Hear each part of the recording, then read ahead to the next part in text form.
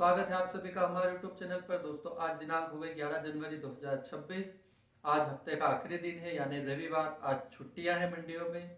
बात करेंगे इस हफ्ते की, इस हफ्ते का विश्लेषण करेंगे, किस प्रकार आवकें रही, भाव किस प्रकार रहे, मांग किस प्रकार रही। इसके अलावा इनके अनुसार आगे जो आवकें रहेंगी हमें भाव क्या देखने को मिल सकते हैं और आप समझिए कि किस प्रकार से आगे पोजीशन रहेगी उसके बारे में बात करेंगे। शुरुआत करते हैं वीडियो की। पहले हफ्ते का विश्लेषण देख लेते हैं। तो इस हफ्ते हमें आवकों में थोड़ी बढ़ोतरी देखने को मिली। पहले जो आवकें पिछले हफ्ते जिस प्रकार थी उस प्रकार शुरुआती दिनों में देखने को मिली, लेकिन बाद में आवकें निरंतर थोड़ी थोड़ी बढ़ती रही।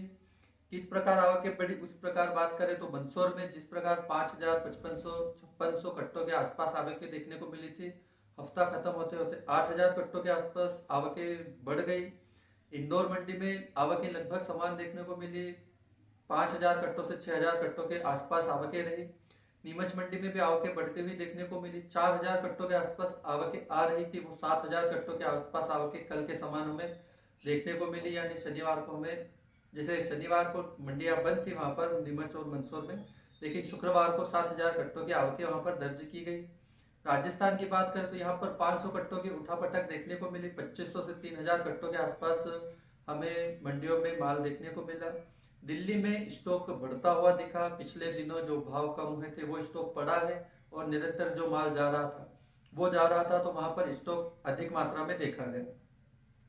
अब बात करें क्वालिटी की, तो क्वालिटी जो है उस हिसाब से भाव हमें अच्छे देखने को मिले, लेकिन क्वालिटी या माल जो लहसुन है उसकी हमें धीरे धीरे कम होती हुई दिख रही है, जिससे भाव पर भी असर पड़ा।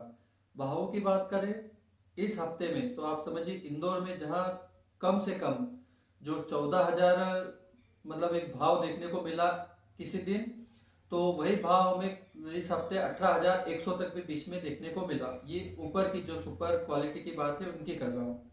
नीमच की बात करें तो नीमच में हमें 13,000 रुपये कम और 18,000 ऊपर भाव देखने को मिला। मंदसौर में 14,000 भाव था, जो बढ़कर एक दिन 28,000 भी एक लोड बिका। बात करें कोटा की, तो कोटा में 12,000 से लगा के 15,500, पिपलिया मंडी में 11,000 से 15,000 और छिपा बड़ौद में 13,000 के आसपास भाव इस हफ्ते चलता रहा। तो ये हो गई इस हफ्ते की बात। मंडियों में माल अधिक हो रहा है और मतलब बढ़ रहा है धीरे धीरे, और भाव फिर भी ठीक ठाक चल रहे हैं, वैसे ऐसा कोई खास घटा नहीं है, लेकिन क्वालिटी घट रही है माल की। जो सुपर क्वालिटी में प्याज लहसुन आना चाहिए वो लहसुन थोड़ा कम दिख रहा है, जिसकी वजह से हमें भाव में थोड़ा अंतर देखने को मिल रहा है। अब बात करें आने वाले हफ्ते की यानी जो हफ्ता कल से शुरू होगा, तो 2 दिन में जो मंडियां, कुछ मंडियां 2 दिन बन रही और कुछ मंडियां आज के दिन बन रही।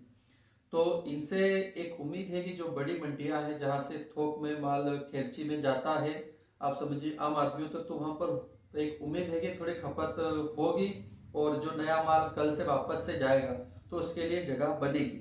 इसके बाद बात करें तो आवक बढ़ रही है और क्वालिटी थोड़ी कम हो रही है, जो मैंने आपको बताया। तो इससे थोड़ा बहुत हमें मतलब एक असर देखने को मिल सकता है कि अगर क्वालिटी और कम होगी तो भाव डाउन हो सकते हैं। बात करें तो आवकें अगर समान रही तो भाव हमें थोड़ा बहुत बढ़ते देखने को मिल सकते हैं, क्योंकि 2-3 मंडियां अभी बीच में शनिवार के दिन बन रही थी और आज लगभग मंडियां बन रहेगी। और जो खेरची भाव है वो मतलब खेरची माल है वो तो बिकता ही रहेगा। तो अगर खपत होगी और आवकें समान रहेगी तो हमें भाव में सोमवार के दिन 500 से 700 की तेजी देखने को मिल सकती है। लेकिन ये तेजी कब रहेगी? जब मंडियों में माल यानी सोमवार को माल थोड़ा कम आएगा, यानी जो सामान्य चल रहा है यही भी रहेगा या इससे थोड़ा बहुत कम होगा, तो भाव ऊपर जाते हुए दिख सकते हैं। किसी भाई ने पूछा था कि जो मैंने बताया था साउथ में जो माल आप समझिए कि जो जा रहा था या जो रिटर्न हो गया था, जो दिल्ली से माल भेजा था वो रिटर्न हो गया था, तो उन्होंने पूछा था वो नया था या पुराना। तो दोस्तों वो पुराना लहसुन ही था, लेकिन समस्या ये आ गई थी कि आप समझिए दिल्ली से साउथ जहाँ पर माल जाता है वहाँ पर जाने में उसे 2 से 3 दिन का समय लगता है। किसान से दिल्ली अगर वो माल आया होगा तो 2 से 3 दिन लगा होगा। बीच में मौसम आपने देखा खराब और ठंडा था, जिसकी वजह से उसमें उगने की शिकायत आई। ट्रकों में माल होता है, ट्रक जो आप समझिए लोहे का नहीं मतलब लोहे का रहता है, लकड़ी वाला नहीं रहता, जिसके अंदर हवा पास हो या वो हो, तो उसके अंदर एक मतलब उमस या थोड़ा मतलब आप समझिए जो ठंडापन है उसके रहने की वजह से थोड़ा बहुत काला भी पड़ा था और उगने की भी शिकायत आई थी। इसकी वजह से वो माल वापस आया था। अब कल सोमवार की बात करें तो आप समझिए कि अगर आवकें मैंने जिस प्रकार बताया कि अगर समान रही तो आप समझिए 100% ही भाव बढ़ने की उम्मीद है। बाकी जो भी खेल है वो आवकों के ऊपर रहेगा। किसान अपना माल निकाल रहा है, उसमें कोई दो राय की बात नहीं है, लेकिन कुछ व्यापारी जिन्होंने स्टॉक किया था वो भी अपना माल धड़ल्ले से निकाल रहे हैं, जिसकी वजह से हमें ये भाव मतलब जो माल है मंडियों में बढ़ते हुए दिखे हैं। इनका क्या कारण है? तो इनकी कारण है जो अफवाहें या आप समझिए बातें चल रही हैं सोशल मीडिया पर या मंडियों में कि नया माल आने वाला है या इस हफ्ते में आ जाएगा या अगले हफ्ते आ जाएगा, तो भाव एकदम से गिर सकते हैं। तो व्यापारी और किसानों दोनों में डर बना हुआ है, जिसकी वजह से माल हमें बढ़ता हुआ दिख रहा है। लेकिन अगर दोस्तों माल बढ़ता हुआ दिखेगा तो किसान और व्यापारी दोनों का खेल बिगड़ेगा ही बिगड़ेगा, और हो सकता है भाव थोड़ा बहुत डाउन हो जाए।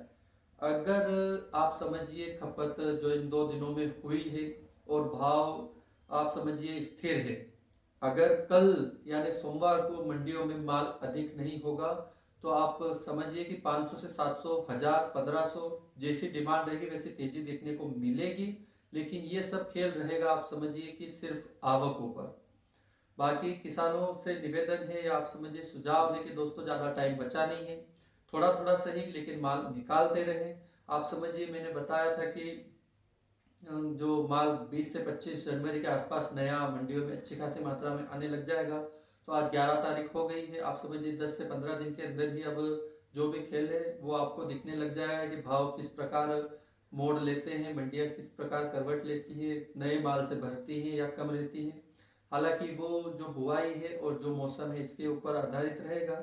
जो नया माल ला रहे हैं किसान, उनके लिए एक सुझाव है कि माल को पका कर लाए, वरना इस भाग दौड़ में अगर आप थोड़ा बहुत ज़्यादा जल्दी करेंगे और कच्चा माल लेकर आएंगे तो आपको घाटा सहन करना पड़ सकता है। इसके अलावा अगर बात करूं तो अब ज़्यादा कोई खास टाइम नहीं बचा है, लेकिन ये हफ्ता खास रहेगा दोस्तों, क्योंकि इस हफ्ते में जिस प्रकार व्यापारी भी बता रहे हैं और मौसम भी रहता है। आप समझिए 11 तारीख आज हो गई है, आज से लगा के इस हफ्ते के अंदर अंदर 18 तारीख के अंदर अंदर पोंगल भी आएगा, लोहड़ी भी आएगी और मकर संक्रांति भी आएगी, जिससे भाव में हमें थोड़ा बहुत बढ़ोतरी देखने की उम्मीद है। और इसी हफ्ते से उम्मीद है कि किसानों को जितना भी हो सके, जिन्होंने भी माल रखा था उनको ये भाव दे जाए। लेकिन आवकों के ऊपर खेल रहेगा, क्योंकि व्यापारी जो अपना माल निकाल रहे हैं, जिन्होंने भाव अभी जो बीच में कम हुए थे उसमें भर लिया था और इन्हें उम्मीद थी, जैसा मैंने पिछले वीडियो में बताया था, तो ये खेल आप किसानों का भी बिगाड़ सकते हैं। अगर ये माल ज़्यादा भर देंगे मंडियों में तो भाव नहीं मिलेगा, नहीं तो इस हफ्ते भाव बढ़ने की लगभग उम्मीद है। बाकी जो भी होगा हमें कल मंडियों में आवकों से ही पता चल जाएगा, और दोपहर तक आपको एक भाव के अनुसार भी पता चल जाएगा कि मंडियां किस प्रकार करवट लेती है और किसान की किस्मत क्या कहती। तो दोस्तों ये इस हफ्ते का विश्लेषण मैंने आपको बताया, जो हफ्ता आज बीत चुका है अभी का बताया, और आगे आने वाले इस हफ्ते के बारे में भी जानकारी दी। इसमें आपको मैं फिर से पॉइंट नोट करा दूं, आवकें कम होनी चाहिए, माल की क्वालिटी अच्छी होनी चाहिए तो भाव बढ़ेंगे। इसके अलावा जो त्यौहार आ रहे हैं उनकी वजह से भी भाव बढ़ने की उम्मीद है इस हफ्ते के अंदर, जो आने वाला हफ्ता है मतलब। और आप समझिए कि अगर जो व्यापारी और किसानों दोनों का माल अगर मंडियों में खचाखच भरता है तो भाव टूटने की भी संभावनाएं है।